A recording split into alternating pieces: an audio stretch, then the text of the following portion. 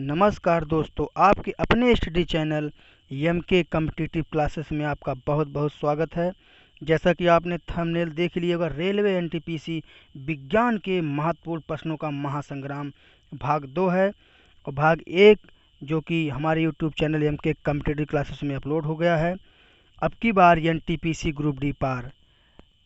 आज हम जिस 20 साइंस के महत्वपूर्ण प्रश्नों के बारे में डिस्कस करेंगे, वे सभी प्रश्न प्रीवियस ईयर से लिए गए हैं, जो कि बार बार आने की संभावना रहती है। अगर आप हमारे चैनल पर नए हैं तो हमारे चैनल को सब्सक्राइब करें और बेल आइकन दबाना ना भूलें, जिससे कि जब भी हम कोई नई वीडियो अपलोड करें उसका नोटिफिकेशन सबसे पहले आपको मिले। तो बिना देरी करते हुए ले चलते हैं इस महासंग्राम के भाग 2 के पहले क्वेश्चन पर, जो कि रहा आपके स्क्रीन पर। पहला क्वेश्चन है, निम्नलिखित द्रव्यों में कौन सा ऊष्मा का बहुत अच्छा चालक है। आपके ऑप्शन हैं, ऑप्शन ए है पारा, ऑप्शन बी है जल, ऑप्शन सी है ईथर और ऑप्शन डी है बेंजीन। आपको इसका राइट आंसर देना है। देखते हैं कि कौन कौन इसका राइट आंसर देता है, जल्दी कीजिए। तो इस क्वेश्चन का राइट आंसर हो जाएगा ए, यानी कि A is the right answer of this question, यानी पारा। पारा जो होता है वह उस इन निम्नलिखित में से दिए गए चारों में से पारा जो होता है वह ऊष्मा का बहुत अच्छा चालक होता है। तो जिसका आंसर ए है, एकदम बिल्कुल राइट है, करेक्ट है। चलिए चलते हैं सेकंड क्वेश्चन पर। सेकंड क्वेश्चन ये रहा, एक अवतल लेंस से बनने वाला प्रतिबिंब होगा। ऑप्शन है सदैव वास्तविक, सदैव आभासी, सदैव उल्टा, सदैव वस्तु से छोटा। तो आपका इसका आंसर देना है। देखते हैं कौन कौन इसका आंसर देता है। तो इसका राइट आंसर हो जाएगा सदैव आभासी, यानी जो अवतल लेंस से जो प्रतिबिंब बनता है वह सदैव आभासी होता है। इसका राइट आंसर हो जाएगा be the right answer of this question. ये चलते हैं नेक्स्ट क्वेश्चन पर।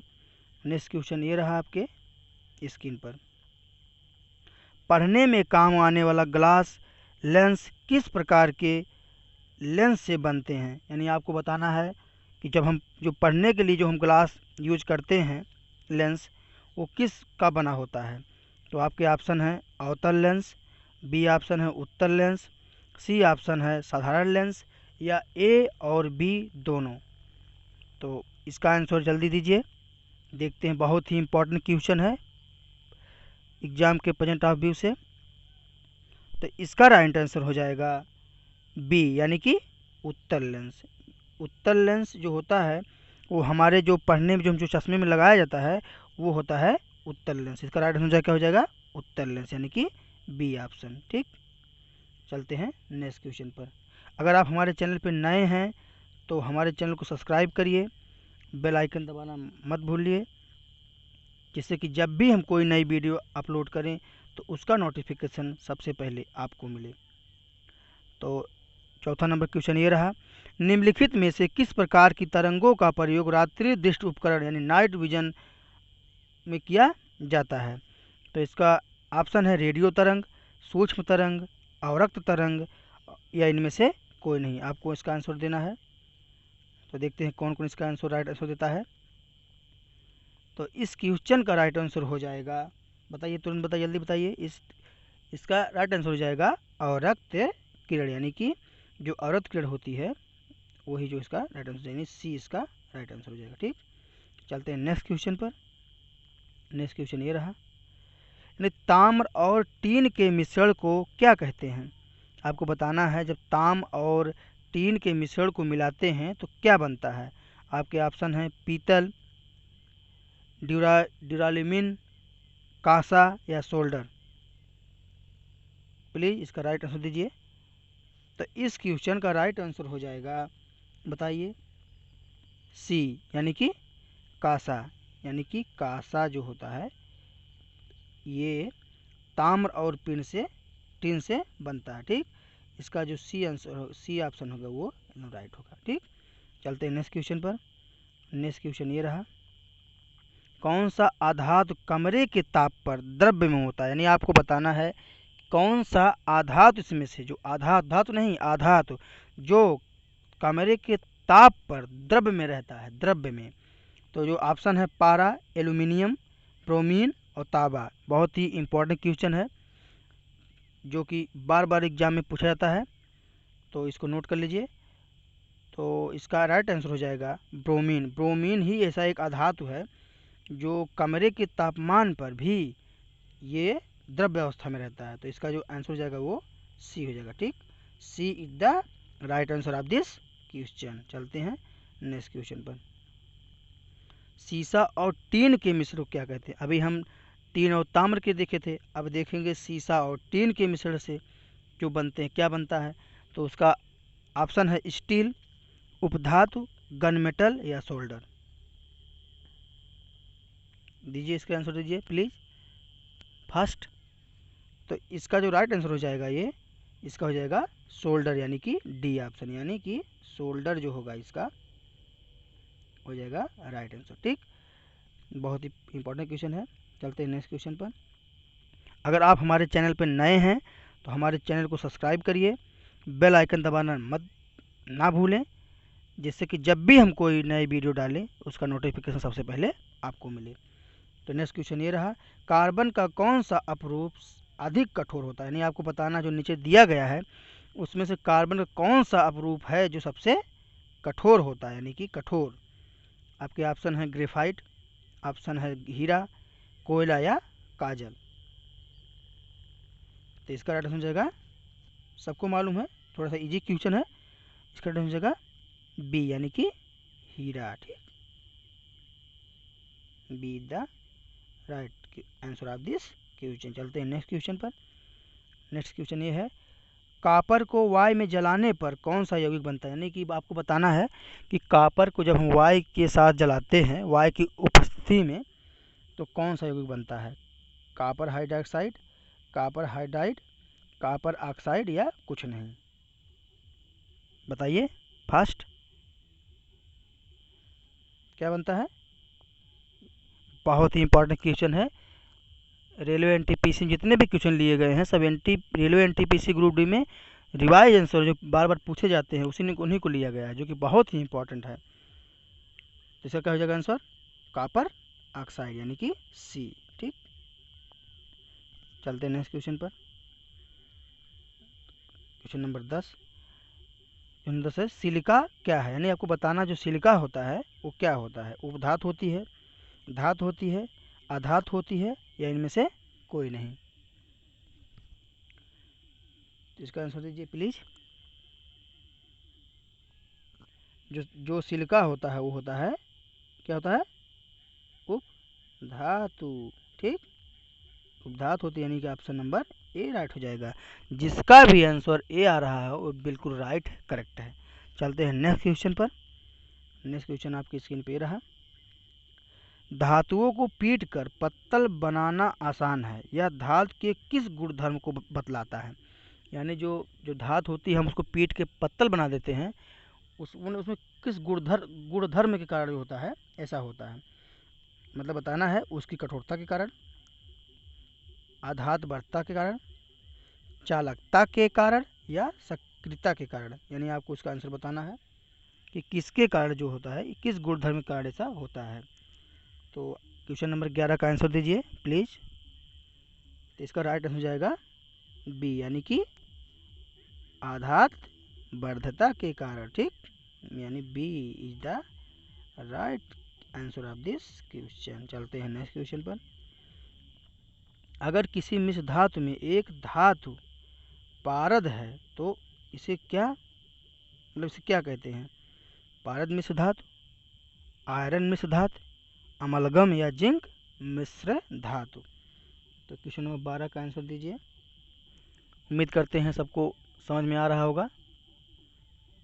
तो इसका राइट आंसर हो जाएगा, इसका राइट आंसर हो जाएगा 12 का सी, यानी कि अमलगम, यानी कि see the right answer of this question.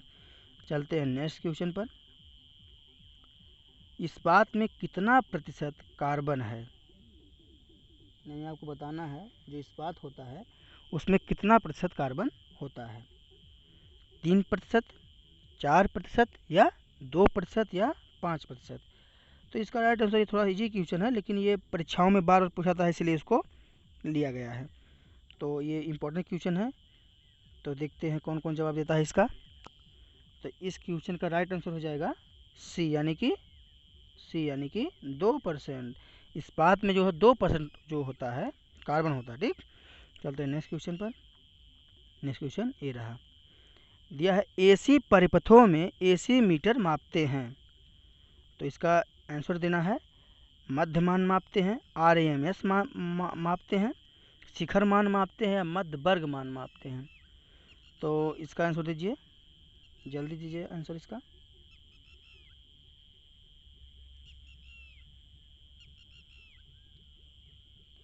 तो इसको राइट आंसर जाएगा बी यानी कि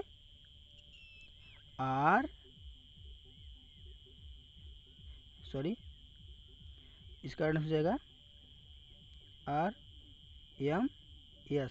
इसका फुल फॉर्म होता है रूट, मतलब R मतलब रूट, M मतलब मीन्स, S मतलब स्क्वायर वैल्यू, यानी कि राइट आंसर जाएगा बी वाला। ठीक, चलते हैं नेक्स्ट क्वेश्चन पर। दिया है स्टेथोस्कोप किस सिद्धांत पर कार्य करता है, यानी आपको बताना है जो स्टेथोस्कोप होता है वह किस सिद्धांत पर कार्य करता है। ठीक, तो राइट आंसर दीजिए प्लीज़, देखते हैं कौन कौन इसका जवाब सही देता है। तो 15 नंबर क्वेश्चन का सही जवाब दीजिए। तो इसका राइट आंसर हो जाएगा सी मतलब ध्वनि का परावर्तन। जो स्टेथोस्कोप जो कार्य करता है वह ध्वनि का परावर्तन के हिसाब से करता है। ठीक, ध्वनि का परावर्तन, जो स्टेथोस्कोप होता है हृदय और फेफड़ों की आवाज़ सुनने का यंत्र है और जो ध्वनि परावर्तन पर आधारित होता है। चलते हैं नेक्स्ट क्वेश्चन पर। तो नेक्स्ट क्वेश्चन आपकी स्क्रीन पर ये रहा, इलेक्ट्रॉन वोल्ट इकाई होती है, यानी आपको बताना है कि जो इलेक्ट्रॉन वोल्ट होता है वह किसकी इकाई है। आपके ऑप्शन है ऊर्जा की, आपके ऑप्शन है आवेश की, आपके ऑप्शन है विभवांतर की या शक्ति की। इसका राइट आंसर दीजिए। तो इसका राइट आंसर हो जाएगी ऊर्जा की, यानी जो इलेक्ट्रॉन वोल्ट होता है वह ऊर्जा की इकाई होती है। तो इसीलिए अब इसी चलते देख लेते हैं आवेश की क्या होती है। जो आवेश की इकाई होती है वह कूलाम होती है। ठीक, आवेश की होती है कूलाम। और विभवांतर है तो विभवांतर क्या होता है, विभवांतर का होता है वोल्ट। और शक्ति क्या होता है, कमेंट बॉक्स में बताइए। शक्ति का होता है वाट। तो इसका राइट हो जाएगा ए, यानी कि जो इलेक्ट्रॉन वोल्ट होता है वह ऊर्जा की होती है। ठीक, चलते हैं नेक्स्ट क्वेश्चन पर। दिया है एनीमोमीटर से किसकी माप की जाती है। तो आपको बताना जो एनीमोमीटर होता है उससे किसकी माप की जाती है। पानी के बहाव की गति, पानी की गहराई, पवन वेग या प्रकाश की तीव्रता। देखते हैं कौन कौन इस क्वेश्चन का राइट आंसर देता है। तो बिना देरी करते हुए बताते हैं आपका आंसर इसको। जो एनीमोमीटर होता है इसमें जो है क्या चेक करते हैं, पवन का वेग, यानी कि सी आंसर हो जाएगा। ठीक, ये बहुत ही इंपॉर्टेंट क्वेश्चन है जो कि बार बार एनटीपीसी ग्रुप डी में पूछे जाते हैं। उन्हीं क्वेश्चन को लिया गया है और जिनकी रिपीट होने की संभावना है। चलते हैं नेक्स्ट क्वेश्चन पर। ये बहुत इंपॉर्टेंट क्वेश्चन है, सोनार अधिकांशतः प्रयोग में लाया जाता है, यानी आपको बताना है जो सोनार होता है, सोनार यंत्र, वो किस में प्रयोग में लाया जाता है। अंतरिक्ष यात्रियों द्वारा, डॉक्टरों द्वारा, इंजीनियरों द्वारा या नौ चालकों द्वारा। यानी आपको बताना है कि इनमें से किस में प्रयोग में लाया जाता है। तो इसका राइट आंसर जाएगा नौ चालकों द्वारा। यानी सोनार का फुल फॉर्म होता है साउंड नेविगेशन एंड रेंजिंग। यह समुद्र के अंदर छिपे पदार्थों का पता लगाता है। इसमें एक और इम्पोर्टेंट तथ्य है कि इसमें प्रस्रव तरंगों का प्रयोग किया जाता है, यानी जो समुद्र के जो अंदर समान कुमलक पदार्थ को पता लगाता है, इसमें प्रस्रव का तरंगों का उपयोग होता है, जो कि बहुत ही इम्पोर्टेंट क्वेश्चन। ठीक, चलते हैं नेक्स्ट क्वेश्चन पर। दिया है, ये बहुत ही क्वेश्चन, ये थोड़ा सा दिया है 19 में क्वेश्चन है। 100 वाट का बिजली का बल्ब 10 घंटे जलता है तो 5 रुपये प्रति यूनिट की दर से कितना खर्च होगा। तो इसका सूत्र होता है, अगर यूनिट मतलब इसमें यूनिट पूछा, अगर यूनिट आपको निकालना है, सॉरी अगर आपको यूनिट निकालना है, ठीक, तो यूनिट मतलब होता है कि कितना वाट का है, ठीक, यानी वाट इंटू घंटा इंटू यानी कि दिन, मतलब कितने दिन तक जला है बटे 1000। अब इसको देखते हैं, यानी कि दिया है 100 इंटू 10 इंटू 1 डे है ना, फिर इसको करेंगे मल्टीप्लाई, वो डिवाइड करेंगे 1000 से, तो इसका ये जीरो ये जीरो ये जीरो ये तीनों कट जाएगा, यानी 1 इंटू 1 इक्वल टू 1, मतलब कि 1 यूनिट आपकी बिजली जो होती है वो खर्च हुई है। तो 1 यूनिट मतलब 5 रुपये, यानी कि इसका आंसर हो जाएगा 5, यानी कि राइट आंसर हो जाएगा 5। चलते हैं नेक्स्ट क्वेश्चन पर। दिया उस विकिरण ऊर्जा का नाम बताइए जिसकी न्यूनतम ऊर्जा है, यानी आपको जो दिया गया है चारों, उसमें बताना है कि किसकी सबसे न्यूनतम ऊर्जा है, ठीक। तो इसका पहला ऑप्शन है गामा किरण, फिर यूवी यानी अल्ट्रा वायलेट किरण, दृश्य प्रकाश या सूक्ष्म तरंग विकिरण, यानी आपको इसका जवाब देना है। तो इसका राइट आंसर पहले बता देते हैं, फिर इसको बताते हैं चारों के बारे में। इसका बताइए आंसर।